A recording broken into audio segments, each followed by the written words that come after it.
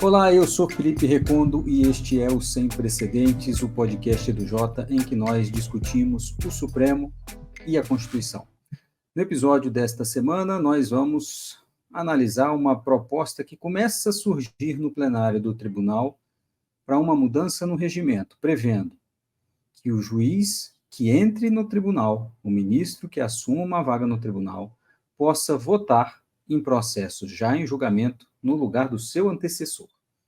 Essa foi uma proposta levantada na sessão desta semana pelo ministro Luiz Fux, com argumentos que nós vamos discutir aqui, mas já antecipamos que podem ser muito problemáticos e com efeitos também muito danosos para o Supremo Tribunal Federal. E argumentos também levantados pelos ministros Toffoli e Alexandre de Moraes, que nós aqui também vamos mostrar que tem falhas e podem também levar a consequências perigosas. Estão aqui comigo Luiz Fernando Esteves e Tomás Pereira. Nós vamos falar também sobre processos que poderiam ser afetados por essa mudança regimental se ela for adiante. Só para lembrar, a proposta foi aventada pelo ministro Luiz Fux ao final do julgamento sobre o Código Florestal, teve o apoio expresso do ministro Alexandre de Moraes e do ministro Toffoli. O presidente, o ministro Luiz Roberto Barroso, ainda não se manifestou muito claramente, mas pode levar essa questão adiante, e a proposta não foi debatida na sessão desta semana porque o ministro Fachin disse que era preciso aguardar e estudar mais o assunto para evitar surpresas. Vamos aqui, antes da gente começar, ouvir o que disse o ministro Fux no começo dessa sua manifestação e essa proposta de mudança no regimento. Temos vivenciado aqui que os novos componentes não são poucos e as contribuições são magníficas. O ministro Flávio Dino tem uma experiência como governador, como político, etc.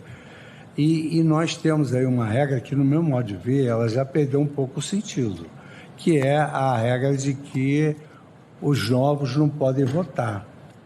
O tribunal mudou muitíssimo a sua composição. A questão de ordem, na época, foi levada a efeito pelo ministro Alexandre, e eu não estou tendo aí delicadeza de não ter falado com ele antes. Mas eu entendo que nós deveríamos repensar o regimento no sentido de permitir aos novos também que votem em questões que ainda não acabaram. Porque o que diz o Código? Até a proclamação do resultado, pode haver modificação do voto. E eu acho que isso poderia ser repensado a partir de uma autorização. Seria permitir aos novos ministros que sobrepusessem o seu voto ao anteriormente proferido pelo antecessor. Porque não acabou o julgamento. Como era anteriormente. Como era anteriormente, não. O que acontecia no passado, né? A gente já estava discutindo isso aqui, né, Luiz? Houve uma mudança regimental por conta do plenário virtual, porque os votos que eram proferidos no plenário virtual, se houvesse destaque de um ministro, eles eram desconsiderados. E aí nós tivemos a questão de ordem do ministro Alexandre de Moraes, quando o ministro Marco Aurélio se aposentou, houve um destaque do ministro Nunes Marques, e isso poderia impactar no julgamento, se não me engano, da revisão da vida toda.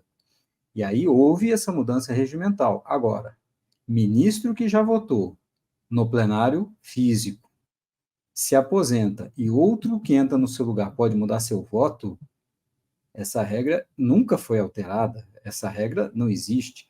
Sempre o ministro que concedeu proferiu o seu voto, o voto está mantido, a não ser que o tribunal decida não julgar mais aquele processo. Então, Luiz, queria começar te ouvindo com essa pergunta que o ministro, essa provocação que o ministro Fux fez. Essa regra já não faz mais sentido, Luiz? Eu também me pergunto, e bom dia, olá Felipe, olá Tomás. Eu também me pergunto por que essa regra não faz mais sentido. Essa foi uma pergunta que, na verdade, essa foi uma resposta que o Fux deu, dizendo que para ele essa regra não fazia mais sentido, mas ele não tenta justificar em nenhum momento por que essa regra teria deixado de fazer sentido. Eu acho que o que você destacou é super importante. Essa regra sempre valeu. Se não foi sempre, pelo menos ela valeu durante muito tempo. E o que a gente havia visto no plenário virtual com os pedidos de destaque foi uma exceção à regra de que o voto daquele ministro aposentado deixaria de ser computado em um determinado julgamento. Então, no caso dos destaques no plenário virtual, e eu acho que ali existe uma lógica própria para pensar em excepcionar essa regra que já vale há muito tempo. Se um ministro pedisse destaque e com isso aquele processo fosse remetido ao plenário físico, eu imagino que a lógica ali era a seguinte: agora sim nós teremos uma discussão sobre um determinado assunto. Dado que agora nós teremos uma discussão presencial entre todos os ministros sobre aquele assunto, trazendo pontos de vista novos, etc., faria sentido reiniciar o julgamento, inclusive desconsiderando aqueles votos dados pelos ministros no plenário virtual que eventualmente não consideraram ali algum argumento que foi trazido na sessão presencial. Então, eu acho que era uma regra que fazia algum sentido, considerando que o tipo de deliberação no plenário virtual seria diferente do tipo de deliberação no plenário presencial. Então, talvez por isso eles tenham pensado, quando eles criaram ali o sistema do plenário virtual, em desconsiderar o voto daqueles ministros aposentados. Mas o que a gente teve em 2020... Desculpe, mas e aí o estímulo para essa mudança que você ia mencionar foi justamente evitar que destaques pudessem, ou paralisações pudessem provocar uma mudança artificial do julgamento.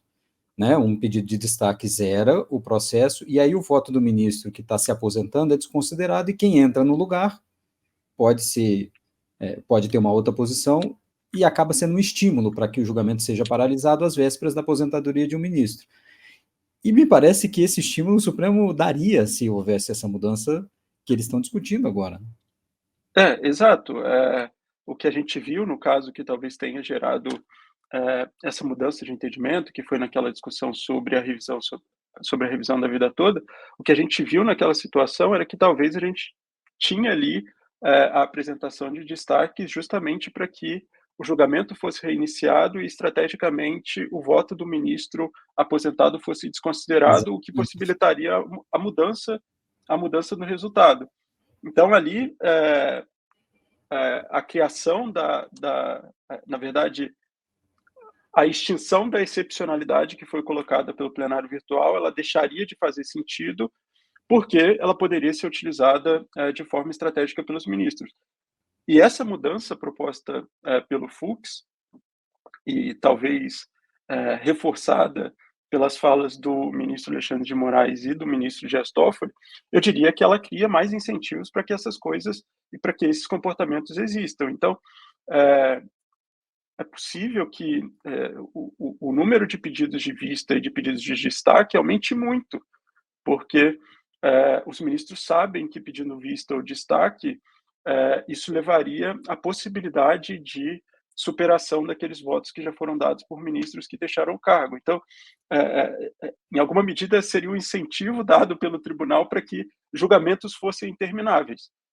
Você continua Às vésperas de uma aposentadoria, imagina a quantidade de vista e de destaque que pode haver num julgamento. Né? Espera, pede vista, destaque, deixa o ministro sair, deixa o que entrar, votar no lugar dele, pensando na estratégia de mudar o voto, né? Agora, exato. Só para a gente continuar, Luiz, deixa eu chamar o Tomás para a gente falar disso que você mencionou dos votos, das manifestações do ministro Toffoli e do ministro Alexandre, aqui detalhando, né?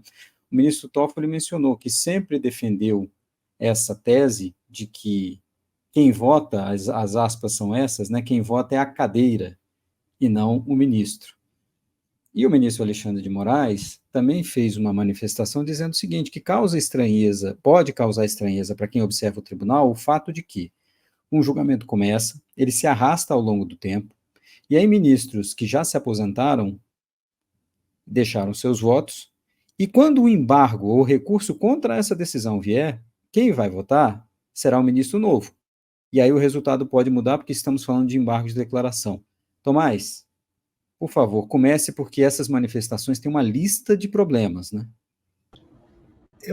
Olá, oi Luiz, oi Felipe. Acho que tem diversos problemas. Acho que a primeira coisa para dizer é o seguinte,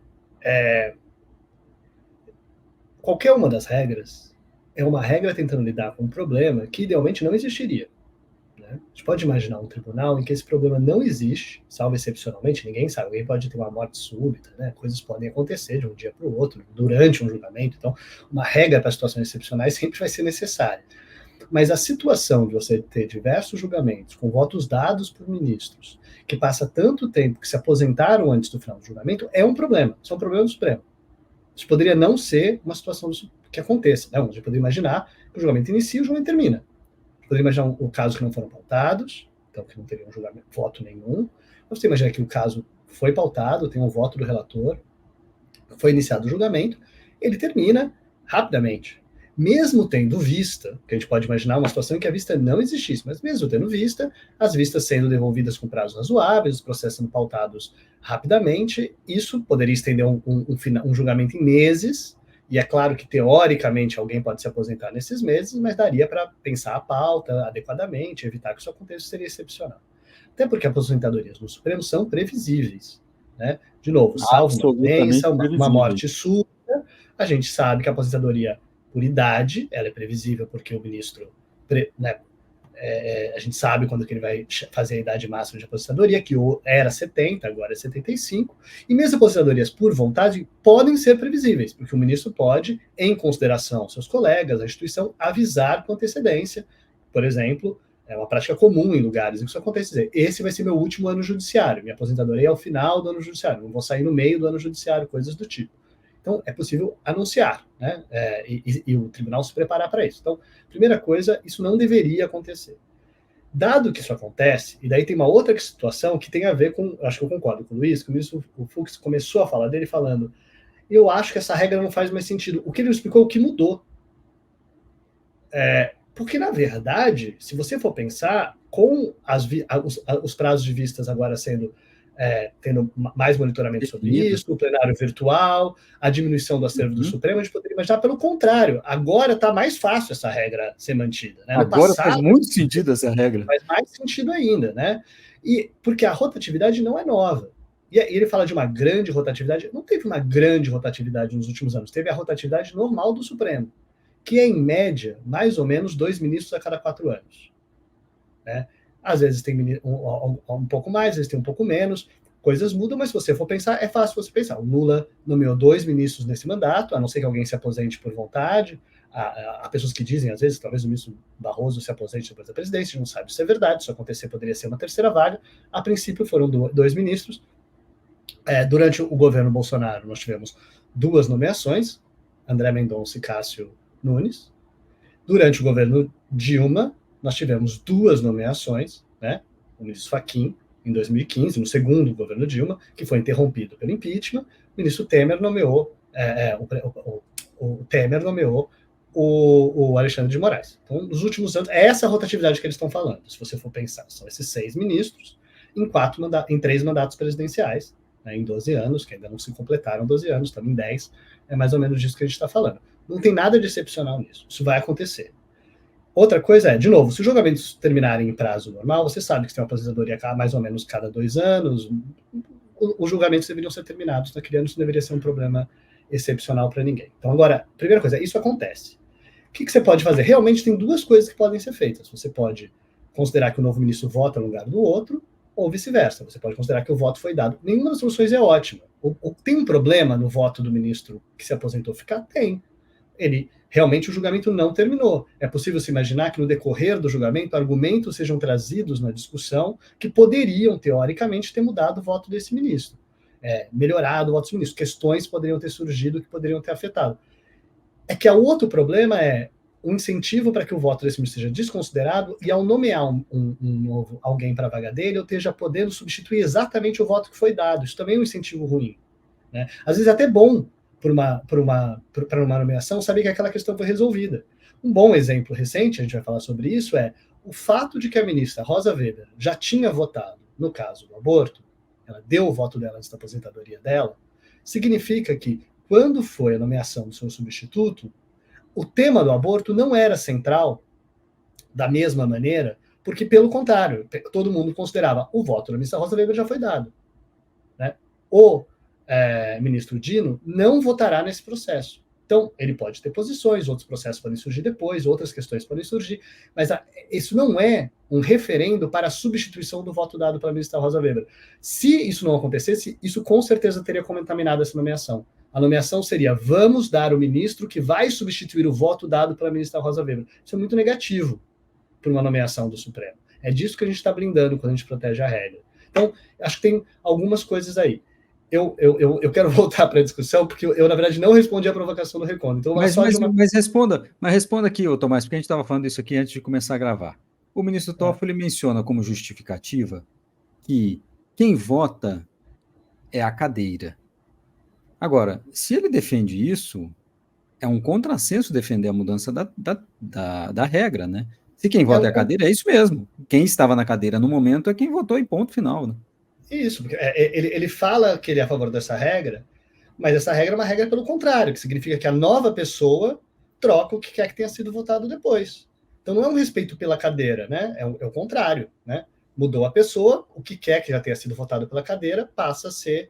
É claro que a cadeira sempre, o momento de decidir, vai ter uma pessoa que está nessa cadeira. A questão é se a gente respeita o que foi decidido, ou conforme pessoas rodam e vão sentando naquela cadeira, os votos vão sendo substituídos. A gente critica o Supremo sobre isso, inclusive sobre questões já julgadas, né? Sobre se fosse para respeitar mesmo o que já foi decidido pelo tribunal, a não ser em situações excepcionalíssimas em que algo se justifique uma mudança, o ministro, é de se imaginar, e isso acontece em outros tribunais, que o ministro diga, olha, a minha posição pessoal, se essa questão não tivesse nunca sido decidida, é outra. Mas o Supremo já decidiu sobre isso, já existe uma decisão. Eu não acho que a mera minha nomeação, que estarei aqui, de novo, sou uma pessoa passando por uma instituição, estarei aqui há alguns anos, talvez 5, talvez 10, talvez 15, a minha própria passagem aqui não deveria afetar, porque senão o próximo vai trocar a minha posição, e o próximo vai trocar a minha posição, e nenhuma decisão nunca é estável. Né? Então a gente deveria imaginar, pelo contrário, que mesmo em julgamentos em que poderia ter uma mudança, porque chega de novo a mesma questão, aberta de novo no mérito, num outro processo regularmente processado,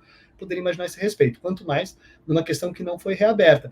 E daí eu acho que chama atenção, como o Supremo, às vezes tem patologias em cima de patologias. Então a gente tem julgamentos que não terminam, isso é uma questão. A gente tem ministros que assumem posições dentro do tribunal e que desconsideram as decisões anteriores, consideram que é como se fosse tábula rasa, eu cheguei aqui, eu posso decidir do jeito que eu quiser, independentemente das decisões anteriores.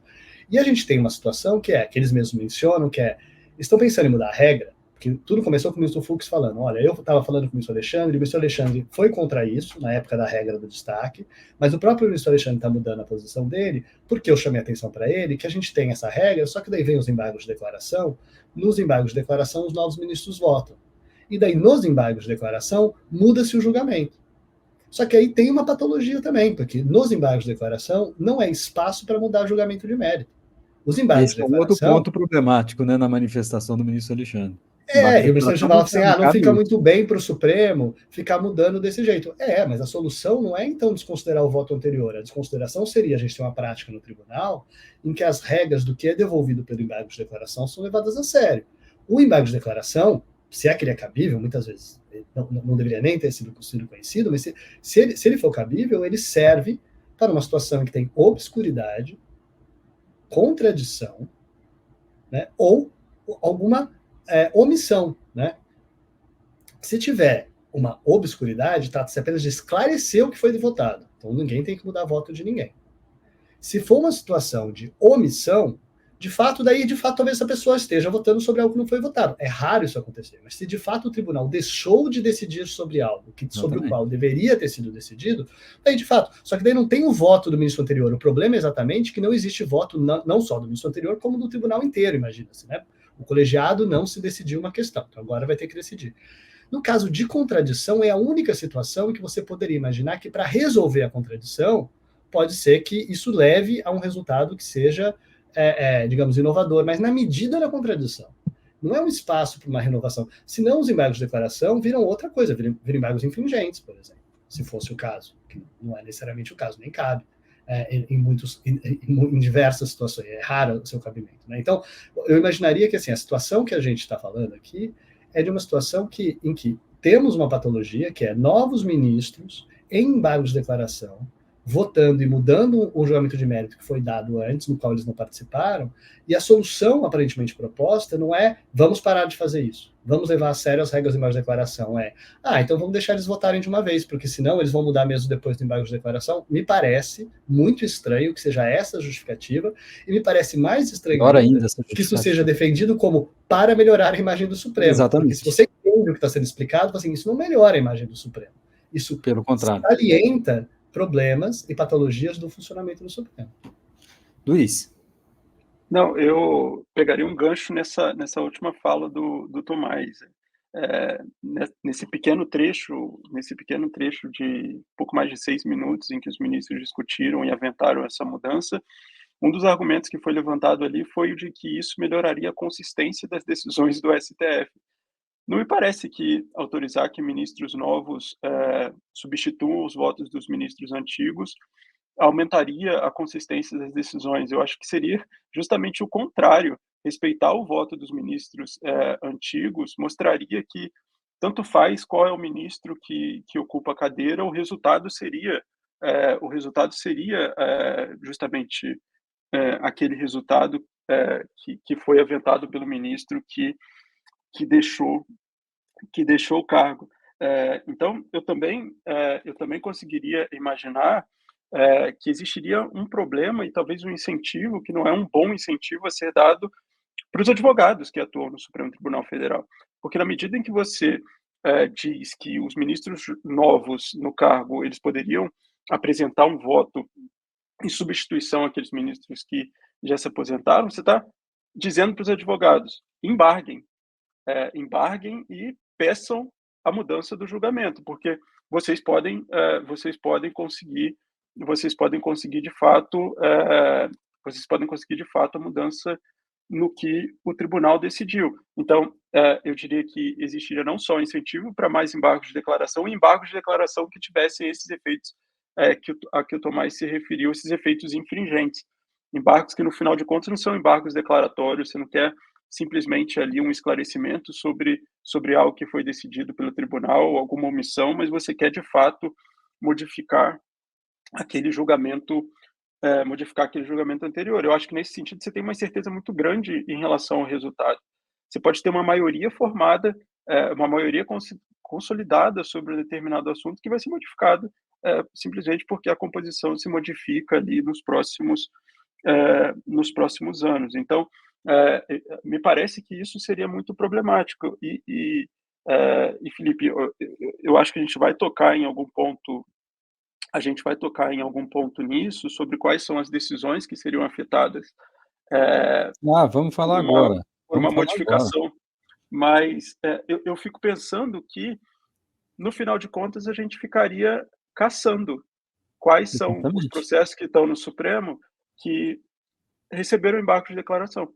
Porque todos os processos que receberam embargo de declaração hoje, pode ser que a gente já tenha, inclusive, internalizado que aquela questão jurídica foi decidida pelo tribunal, mas a gente pode caçar para saber se, de fato, aquele processo transitou em julgado, ou se aquele processo recebeu embargo de declaração, porque ele pode ser modificado. Mas, o Luiz, eu acho até pior do que isso, porque assim, no embargo de declaração, eu vou lembrar o motivo da questão regimental do ministro Alexandre foi revisão da vida toda. E aí teve embargo de declaração, no caso de revisão da vida toda, e o ministro Lewandowski se aposentou, e os advogados apontam uma omissão nesse julgamento, e ficou uma discussão no plenário se o ministro Zanin poderia votar nesse julgamento, porque a omissão poderia levar a um outro entendimento sobre o caso. E o tribunal disse que sim, afinal de contas, aquilo realmente não tinha sido discutido no mérito. Mas aí tudo bem, vamos ficar no campo do embargo de declaração, e como disse o Tomás, se ficassem restritos a distritos a que o embargo de declaração permite, que é resolver essas questões de omissão ou contradição, ok. Mas o que nós estamos falando aqui, Luiz, é pegar os votos do ministro Celso de Mello, do ministro Lewandowski, da ministra Rosa Weber, nos processos que nem terminaram ainda, e dizer, esses votos talvez não valham nada, se o Supremo quiser. E aí o Tomás já antecipou um dos casos, que é do aborto, né, da descriminalização do aborto. A ministra Rosa Weber votou nesse caso, e se essa mudança regimental vai adiante, nós estamos dizendo, o voto da ministra Rosa Weber será substituído pelo voto do ministro Dino. Pensando, e aí só para ressaltar isso, né, nós ainda estamos falando no campo das possibilidades, o Supremo ainda não decidiu essa questão regimental, e nós estamos discutindo aqui um dia depois desse debate ser iniciado. Mas a gente precisa mostrar do que estamos tratando. E tem um caso recente, e aí é um caso tributário e muito importante para a União, que é do ISS, se o ISS faz parte da base de cálculo para a cobrança do PIS e da COFINS. 3 ministros votaram contra a União, Lewandowski, Rosa Weber, Celso de Mello. Esses 3 votos foram proferidos e a União chegou a pedir, inclusive, que diante disso fosse reiniciado o julgamento. E o tribunal disse que não. Então eu estou pensando, se essa regra regimental fosse adiante, nós poderíamos pegar esses 3 votos, anular e deixar a nova composição votar. Problema para o contribuinte. A União certamente ganharia esse julgamento. E a gente poderia, né, Luiz, voltar no passado e pensar, caso Elvanger, que a gente sempre discute aqui, né, o ministro Moreira Alves proferiu seu voto e se aposentou. E o julgamento só foi concluído depois. Por essa regra regimental, o voto do ministro Moreira Alves poderia ser desconsiderado. E mais uma vez, hein, Tomás, te chamando para isso também. Em que circunstâncias o tribunal vai dizer, não, o ministro novo vota ou não vota? Só se ele discordar? Ou nós vamos poder ter um julgamento com 14 votos? Né? Porque o ministro novo entra e vota também, ou ele desconsidera. Mas em que circunstâncias isso vai acontecer? A regra seria muito problemática, com incentivos bizarros, e, novamente, né, falando da perspectiva de aposentadorias, né? Às vésperas das aposentadorias, o que acontece também, né, Tomás, você mencionou isso? O ministro que está se aposentando, às vezes, pega os processos que ele relata e ele manda para o plenário e pede preferência para o presidente para ele votar esses processos. Isso terminaria. O ministro vai fazer o seguinte, ele pega esses processos que estão com ele e deixa para lá, porque quem vai entrar vai votar no lugar dele. É um outro incentivo negativo também. Tomás, continua aí a lista, porque certamente a gente não para. Eu acho que a gente, como você falou, a gente tem que levar a sério que, de novo, a regra não é uma regra que existe por conta de um problema. É só isso que eu queria salientar. Então, assim, parece que eu poderia defender essa regra e você poderia responder falando, mas é muito ruim, o ministro já saiu, fica o voto dele lá, tal. Realmente, eu não estou dizendo que isso é a situação ideal. A situação ideal é o processo é pautado, iniciado e encerrado, seja naquela semana, seja no máximo em 2 ou 3 semanas. Isso, o que significa que esse tipo de situação seria muito mais rara, e de fato talvez passe a ser mais rara. Por isso que a gente falou sobre, é estranho que eles estejam considerando mudar isso no momento em que o acervo do Supremo está diminuindo, o plenário virtual está resolvendo várias dessas questões, mesmo no plenário físico a gente vê uma mudança nos últimos tempos, o Supremo tem atuado de maneira muito ativa para tentar fazer com que os ministros respeitem mais prazo de vista, devolução de fato e assim por diante. Então, o movimento que tem acontecido é no sentido de se tornar excepcional. Isso vai continuar acontecendo? Provavelmente sim. Né? Dado que a gente tem julgamentos no Supremo que se estendem, mesmo com tudo correndo direitinho, existindo vista, sempre vai poder se estender por alguns meses. Porque tem o prazo da vista, ela é devolvida, tem o prazo de se pautar aquilo de novo. Teoricamente, você ainda pode ter mais de uma vista no processo, então isso pode acontecer. É excepcional. A gente tem pesquisas que mostram que processos com várias vistas são raros. Às vezes são exatamente processos particularmente complicados, em que as pessoas estão considerando os argumentos, ou particularmente complicados também no sentido político, sensíveis, em que as pessoas estão... O ministro Supremo tem dúvidas sobre se é o melhor momento para decidir, se não é, e essas vistas têm a função mesmo de alongar esse julgamento. Mas então isso vai continuar acontecendo. E a gente precisa de uma regra para lidar com o que nós fazemos nesse sentido. Mas de tudo que a gente falou, eu acho que além de terem diversas regras substantivas que nós mencionamos, que justificam a regra que existe hoje, né, sobre isso não contaminar novas nomeações, sobre o respeito pelo voto que foi dado, o respeito real pela cadeira ser esse, não o contrário, o respeito pela estabilidade do Supremo, a maior previsibilidade, essas coisas todas trabalham para isso, mas como outra coisa que trabalha, que é muito forte para isso, essa tem sido a regra desde tempos imemoriais. Né? Eu não lembro exatamente desde quando essa regra existe, mas que eu saiba, essa é a regra. Eu não lembro da regra ser outra. Eu acho de sempre. Eu não lembro da regra ser outra. Até porque os julgamentos eram rápidos, muito mais rápidos no passado, então isso não existia. Não, exatamente. O que volta é a questão, num sistema, em tribunais, em outros tribunais, porque essa é uma regra, às vezes a regra do Supremo são regras que existem de maneira geral no sistema judiciário. E a regra do sistema judiciário em geral não é de processos que duram anos. Nem de pedido de vista. Pedido de vista no passado é extremamente incomum. Então a regra que... Não tinha sequer pauta, então ele chegava lá e votava com o que ele tinha. Exatamente. Então, esse tipo de situação, você faz com que a regra tenha sido essa, e se tivesse motivos para a regra ser essa. E um deles seria, e daí, isso foi algo que o ministro Barroso mencionou. Pensando nas menções que a gente teve ali, o ministro Fux levantou essa questão, defendendo uma mudança da regra. O ministro Toffoli pediu a palavra para falar, já achava isso, sempre achei isso, por motivos que a gente achou contraditórios, nós chamamos a atenção aqui, mas é a posição dele, enfim. O ministro Alexandre de Moraes falou, eu também, quase assim, eu estou mudando de ideia por conta dessa questão do embargo de declaração, que nós acabamos de falar que nos parece corrigir uma patologia, levar uma patologia ser o motivo para mudar uma regra, né? Em vez de você corrigir a patologia, você se rende a ela, digamos assim. E o ministro Barroso, ele não exatamente defendeu a questão, ele se mostrou aberto à discussão, mas ele chamou a atenção que falou, eu não gosto de ficar mudando. A gente decidiu isso recentemente, ele até chama atenção. Eu até no CNJ fiz uma mudança no CNJ em respeito à decisão do Supremo. Então, olha essa situação, o Supremo decidiu uma coisa, o CNJ, em respeito ao que o Supremo decidiu, muda a sua regra, o Supremo muda a sua própria regra, isso é algo ruim. Então, o ministro Barroso chamou atenção para isso e eu chamaria atenção. Me parece que esse sentimento do ministro Barroso é um sentimento muito relevante, que o Supremo deveria levar, de fato, seriamente. A gente não sabe o quanto isso de fato vai andar nos próximos meses, nos próximos anos. O Supremo, às vezes, as coisas mencionam, surge num caso mencionado no final de um julgamento, fica ali, não significa que vai acontecer de novo, mas eu acho que serve, às vezes, como um termômetro, permite que a gente saiba que existem ministros ali que parecem abertos a isso ou não. Exatamente. Vai mudar de um dia para o outro? Talvez não. Mas quando surgir um novo caso, um caso particularmente relevante, um caso em que essa questão seja importante, um caso em que a voto de vários ministros diferentes possa mudar o julgamento de uma maneira que a maioria queira, pode ser que nesse momento seja um momento de virada. E é importante a gente estar de olho nisso e a gente já está comentando sobre se faz sentido ou não faz sentido. E o irônico, hein, Tomás, é que o próximo a se aposentar é o Fux, justamente quem propõe essa mudança. Luiz, para a gente fechar. Eu só tenho dois últimos pontos. O Tomás disse que o Barroso mencionou na breve passagem dele que ele não era muito, ele não via com tantos bons olhos, assim, com bons olhos, mudanças constantes no regimento para que esse processo decisório seja alterado.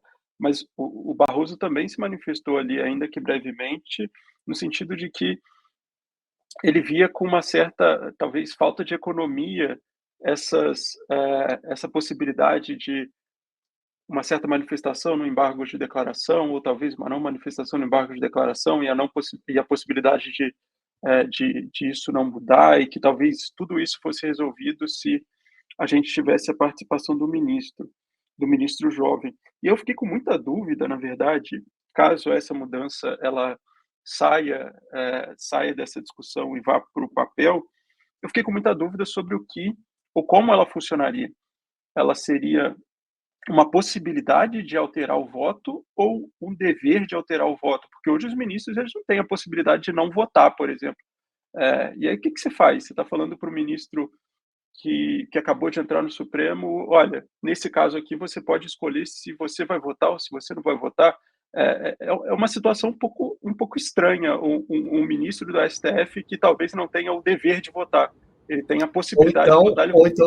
Desculpa, Luiz, ou então a situação, imagino que seria falar assim, você acompanha o ministro anterior, né? Seria a situação do voto... Por isso que eu mencionei, vamos ter voto com o anterior, né? Seria...